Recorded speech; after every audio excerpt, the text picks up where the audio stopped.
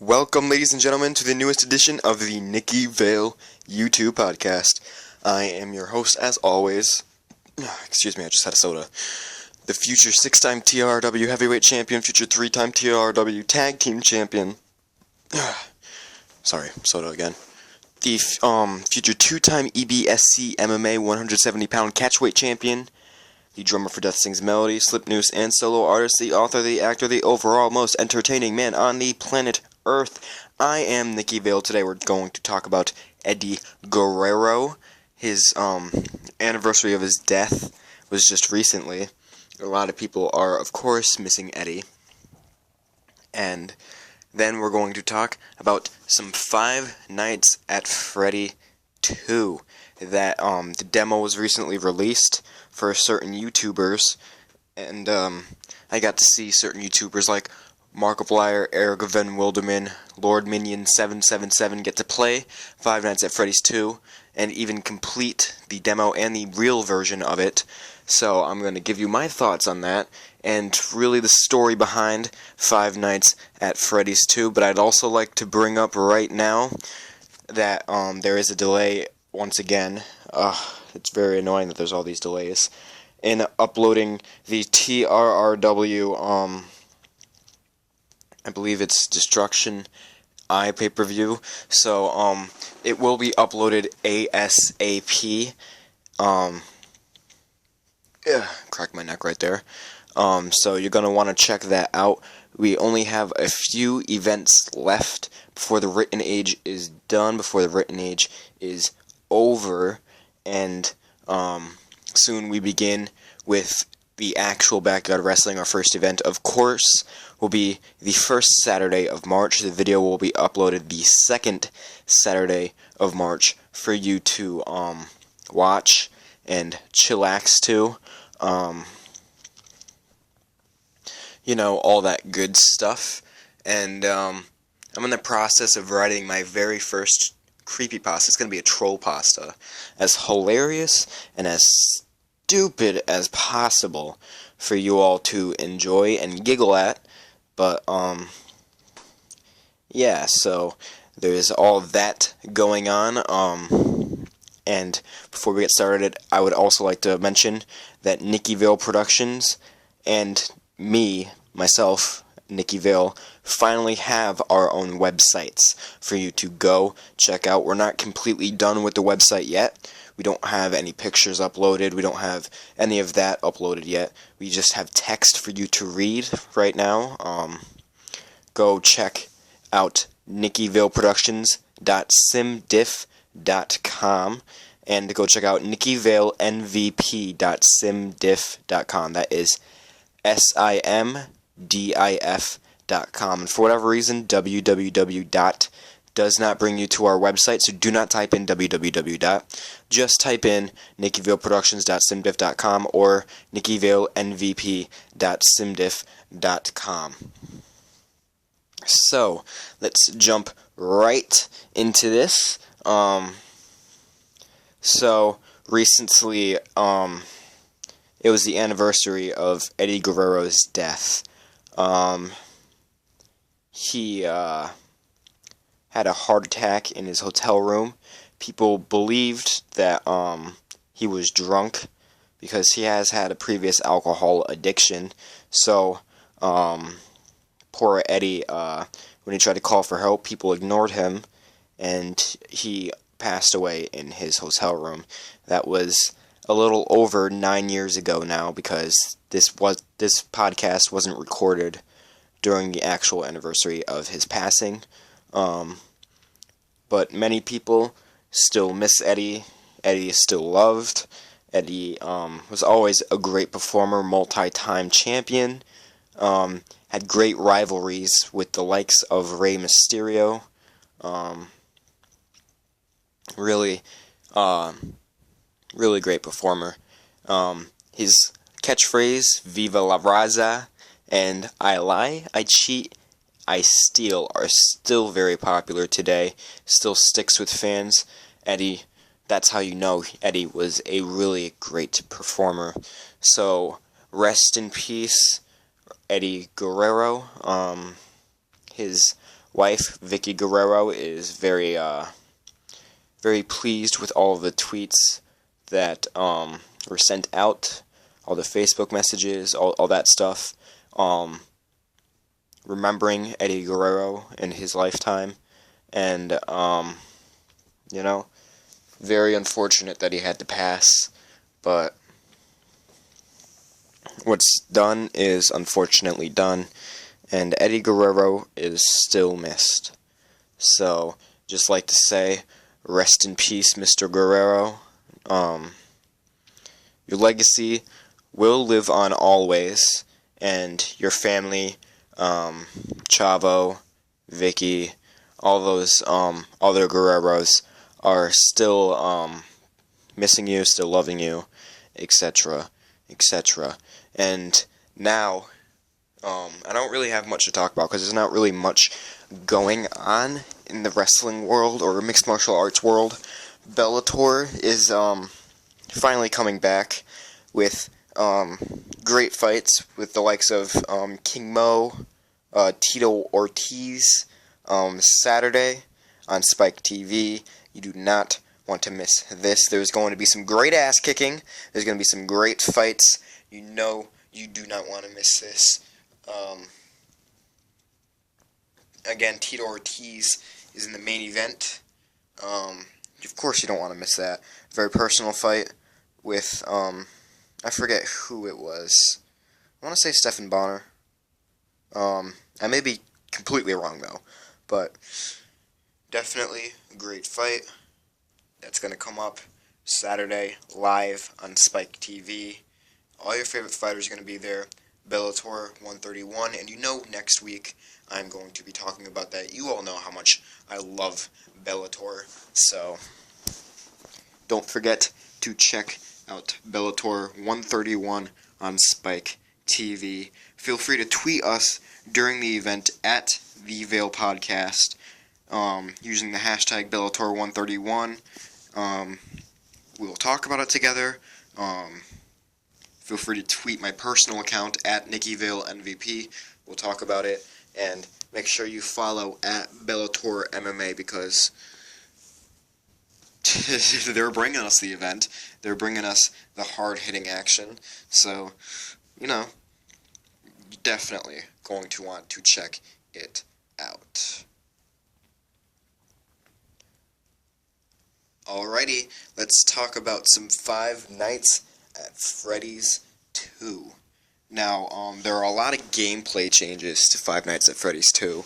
And the story itself actually confuses the hell out of me. But, whatever, we'll get to that in a minute. First off, instead of there just being 4 animatronics, there is 10. That's right.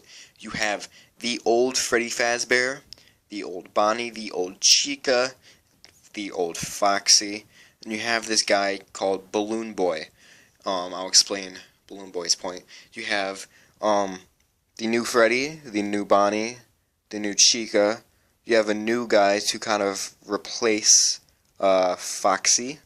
I forget how to pronounce his name. The Marionette, that was his name. The Marionette. And you have the Golden Freddy. Golden Freddy is actually an animatronic that you need to watch out for later on as you progress through the game. Now, they've also added a lot of new features. Like when you die, there are certain mini games you can play, usually involving another jump scare. After you beat a night, there is usually a little video for you to check out. And things of that nature. Very unique. I love what they've done with the second Five Nights at Freddy's. And I actually hope they come up with a third that is more challenging, more advanced, more animatronics, and a story that makes a little bit more sense. Now, as you start playing the game, when you get the phone calls, it's the same guy as in the original Five Nights at Freddy's, which in the original Five Nights at Freddy's, that guy died. So that poses the question on whether or not it is a sequel. It is later confirmed on the sixth night that it is a no, not sequel, prequel. That it is a prequel to Five Nights at Freddy's, because he goes on to say, "Oh, hey, Freddy Fazbear's Pizza is being shut down due to some faults in the machinery, so it's going to be shut down. Once it reopens, I'm going to take the night shift. You'll probably be moved to the day shift."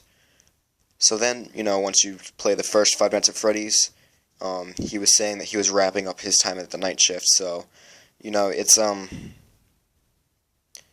it kind of confirms that it is a prequel, but at the same time that doesn't make any sense, because they also say that the old animatronics, like the original Freddy Fazbear, the original Bonnie, the original Chica, the original Foxy, they are being taken apart to be used to build new animatronics, new versions of Bonnie, Freddy, etc., etc. And that the originals shouldn't be active at all, but they may be. Of course, they are, because that's how video games work. They never make it easy on you. So it's very confusing. It could be a prequel, could be a sequel.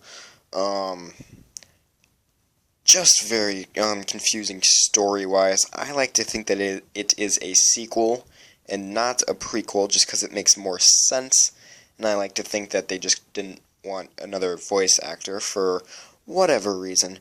But, I don't know. Once you complete the sixth night, of course, you are allowed to build a custom night. In that custom night, there are challenges you can complete. Challenges that only include certain animatronics. Challenges that include all animatronics set to a certain level, certain difficulty level. Things of that nature. So, like there's the Golden Freddy Challenge, which is where every single animatronic is set to 20. There is the original 2020 challenge, which only features the original Foxy, the original Bonnie, etc., set on 20. Things of that nature. Now let's talk about the gameplay. Alright, the gameplay. In the first one, you could only stay in one room, and you could flip through the cameras to look at the cameras. You could shine lights outside your doors to see if an animatronic is outside your door, and you could close the doors. But no matter what you did, it took up power. And if you ran out of power, then you would just have to sit there and hope that 6 a.m. rolls around and that you beat the game. Because once power runs out, you are completely defenseless. You cannot check your cameras. You cannot close the doors. You cannot check outside. You literally just sit there and wait. That is not the case in Five Nights at Freddy's 2. In this Five Nights at Freddy's 2, you don't have to worry about power whatsoever. The only thing you have to worry about is your flashlight battery. That being, see, you can't close any doors. That is a major part of the game. There are no doors for you to close. You have an air vent to your left, an air vent to your right, and a front hallway right in front of you. Now, when an animatronic comes down the front hallway, apparently they get disoriented when you flash the light rapidly at them. So then you have to click a certain button, and that turns on and off your flashlight, and you can check and see if anyone's down the hallway. You can flick it on and off rapidly to, quote, disorient them, and eventually they'll stagger away, things of that nature. That's really how you defend yourself. And because you can't close your doors, you have a Freddy mask you can pull over your face. That had recently been a rumor that has now been confirmed. You take that Freddy mask, you pull it over your face, but you can't check your lights, you can't do anything else. You can only sit there with the Freddy mask on your face. So that's That's kind of a plus and a minus. Whereas before you could close a door and still be able to check the cameras and stuff. Now you can't. You can only put the mask over your face and hope that the animatronic that is in your room leaves quickly. They don't always, but you know. So, basically, when they made this game, the rumor was that they were going to make it so that you had to check your cameras more often, because after you got into a certain rhythm with the first game, you didn't have to check your cameras whatsoever. Your cameras were next to pointless. The only reason you had to open up your camera was to really quickly check on Foxy and make sure that he wasn't moving, because if you don't check on Foxy, that's when he runs and comes after you. So if you check on him more and more and more often, then you know, he kind of tends to stay in the same place. But other than that, there was no reason for you to need to check your cameras. This game, the rumor was that there was supposed to be some sort of thing put into the game where you would have to be forced to check your cameras and flip from camera to camera to camera to camera to camera. Unfortunately, that kind of disappointed me. That's not the case. Basically, the marionette, he kind of takes up the role of the old Foxy. The old Foxy, you needed to watch him to make sure he didn't move, because he didn't walk around or anything. He didn't do any of that. He kind of stayed in one place, and if you didn't check up on him, he would bolt towards your room, and if you didn't close the door on him, he'd come and kill you. In this game, Foxy walks around just like the rest of them. So the unique role of Foxy was replaced by a new animatronic called the Marionette. Now, the Marionette, what he does is he kind of just chills there in his room, and the thing is that this time the animatronics are looking for noise to party with the children. You know, if when the place is dead silent, they'll listen for anything like breathing, anything, just to make sure that there's someone else there for them to go and party with. But if you're there after hours, they'll come and kill you. So it's kind of, you know, you're screwed. There's a music box that they put in the marionette's room to make sure that he stays put. He feels like the party is in his room, so he doesn't have to move out of it. And if that music box winds down and doesn't stop, he'll come chasing after you and he'll kill you. So you constantly have to open it up and recharge that music box before it runs out. So that's not exactly a good thing, because that music box goes down very quickly as you progress through the story. So you know, and Balloon Boy. I told you I was going to talk about Balloon Boy. Balloon Boy doesn't shut the hell up. He really doesn't. Like, he'll come through the vents and stuff, and if he's like right outside your vent and you pull the mask over your face, he will leave. But if you don't, he doesn't kill you. He stands in your room and makes a shit ton of noise, and that kind of encourages everyone to come after you all at once. Everyone except a marionette. So that's not a good thing at all. So Balloon Boy's really a bitch. So all the old animatronics, like Fozzie Fazbear, Foxy, Bonnie, and Chica, people decided that, you know, we need to build new animatronics. So they started taking them apart for parts for the new animatronics that are dolled up, more kid-friendly, less terrifying, and things of that nature. But they're still active and they still roam around. Foxy, the new Foxy, actually, he was put into a room where kids could actually interact with him. Of course, kids don't know how to keep their hands to themselves, so they wound up, after every shift, having to rebuild the new Foxy. Eventually, they just left it as a, you could take apart and put back together kind of toy for the kids. And so, you have this skeleton, dolled up Foxy coming after you as well. So, it's crazy. Let me see if I can remember all the animatronics off the top of my head. Old Foxy, Old Freddy, Old Chica, Old Bonnie, Balloon Boy, new, oh yeah, the new ones, the new Bonnie, new Chica, new Freddy, the new Foxy that's half taken apart, the Marionette, and Golden Freddy. So that's like 11 you need to watch out for. So yeah,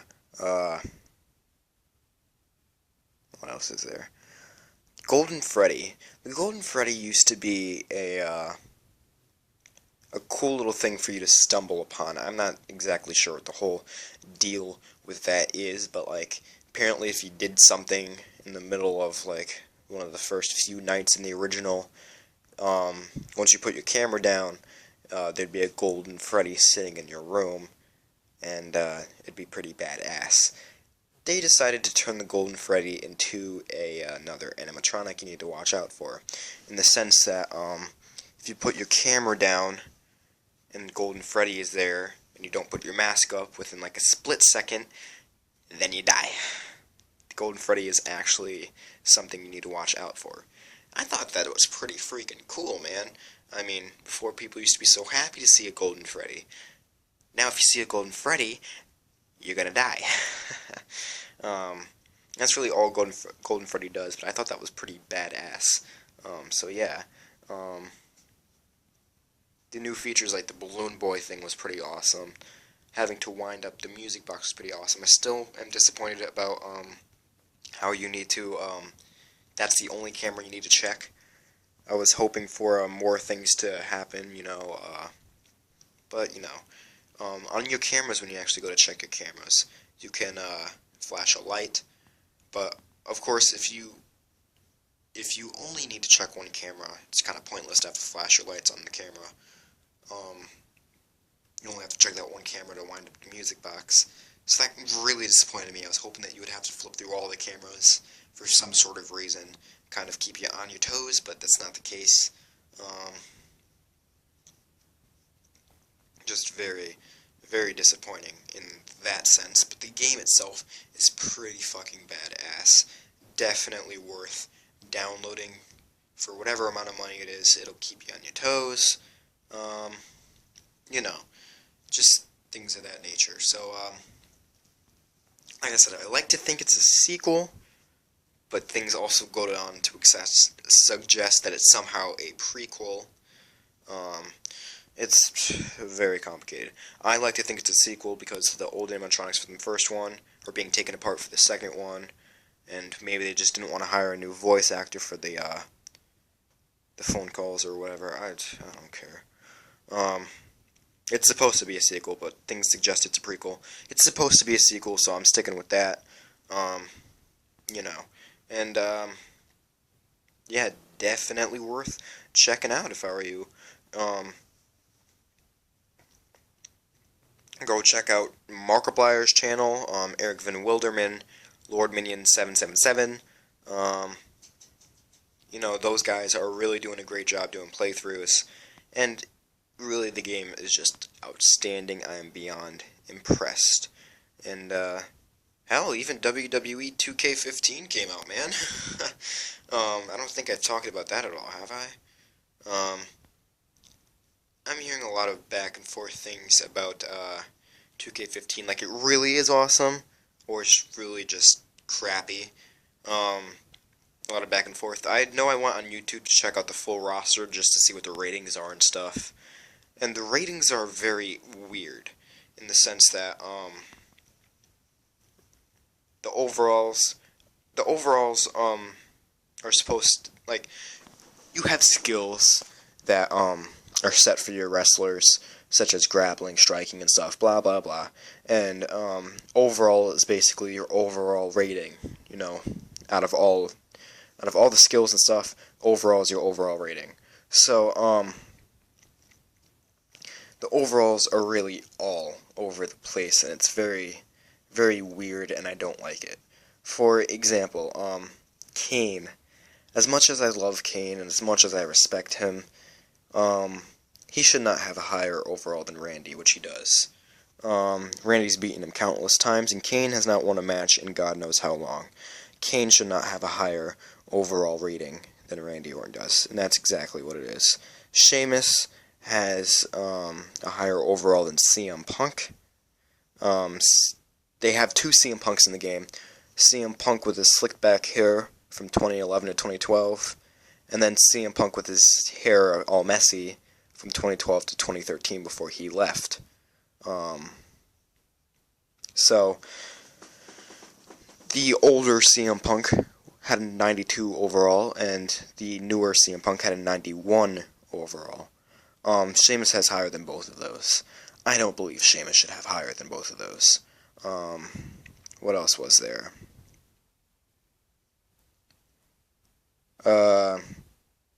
Chris Jericho had the same overall as Alberto Del Rio.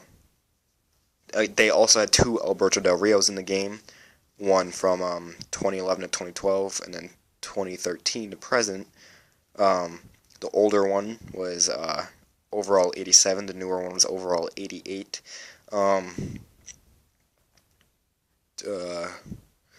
Chris Jericho was equal to the newer one. I always thought Chris Jericho was a much better wrestler. Of course, that's debatable now, but Jericho's a 6-time champion. He's faced the best of the best, you know. What else is really messed up? The Usos have a higher overall than Bad News Barrett. Sami Zayn from NXT has a higher overall than Bad News Barrett and the Usos. Just really weird things like that. It just kind of disappointed me. I haven't seen any of the gameplay, so I don't know if it's really as smooth as people says it is. But I still want to check it out more before I actually go out and buy it, because I want to see if it's really worth it or not. But, you know, that's my opinion. There's supposed to be a new universe mode. There's supposed to be an NXT mode. There's supposed to be to replace the whole 30 years of WrestleMania thing. There's supposed to be this greatest rivalries thing featuring John Cena, CM Punk, Triple H versus Shawn Michaels, and rivalries such as that. So, you know, with all these new modes, I hope they're good. But I don't know, man. Oh yeah, John Cena has a higher overall than everybody else, of course. Like, who really had the highest overall in the game next to Cena? It's like Sheamus was 93, as I previously said. John Cena is 96. Of course, John Cena should be higher than Sheamus, but you think guys like CM Punk, The Rock, The Undertaker would kind of be somewhat close to John Cena, at least, if not better than John Cena. That is not the case. John Cena just kicked all of their asses in overall rating, which I think is honestly disgusting. I get that he's the 15-time world champion, almost matching Ric Flair's record, but I just don't think it's legitimate. Titles don't always define you, you know? The Undertaker's a freaking badass, and he's only won like 4 world titles. Same with Shawn Michaels. Same with Kane. Kane is like a 7-time champion, but at the same time, he's not seen as one of the main event guys anymore. Randy Orton has been getting boring chants in each and every single one of his freaking matches, but he's like a 13-time world champion. So you see, titles don't always define you. Roman Reigns has yet to win a world title. Dean Ambrose has yet to win a world title. Seth Rollins has yet to win a world title. Bray Wyatt has yet to win a world title. Roddy Piper never won a world title.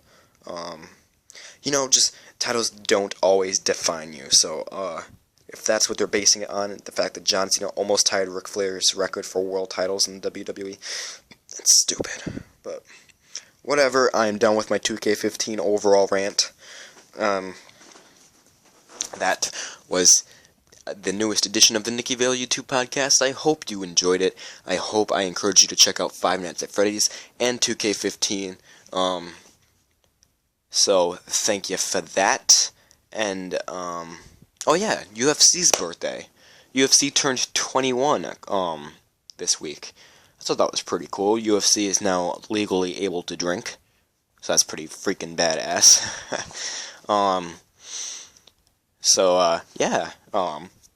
Anniversary of Eddie Guerrero's death, very unfortunate. UFC's 21st anniversary. That's pretty freaking cool. Things of that nature. And one more thing I want to bring up. CM Punk did a video with Henry Gracie. Henry Gracie does the Gracie Breakdown, which is where he discusses mixed martial arts moves, things of that nature, like what should have been done in a video. Like, for example, that guy who was choked out by a cop and who had an asthma attack right after he died on his way to the hospital. They did a video on that, giving their opinion on whether or not the cop actually did kill the man. They've done videos on what happened in UFC fights and what a certain losing competitor should have done to prevent his loss and escape a move. Things of that nature. CM Punk was featured on it. CM Punk even had a quick sparring session with Henry Gracie. Pretty funny. Pretty impressive, too. I didn't know CM Punk had it in him, but, I always knew CM Punk studied mixed martial arts. We all know that. But I didn't know he had it in him, man. If I were Punk, I'd consider a career in martial arts. I mean, I get that he's retired and everything, but why the hell not,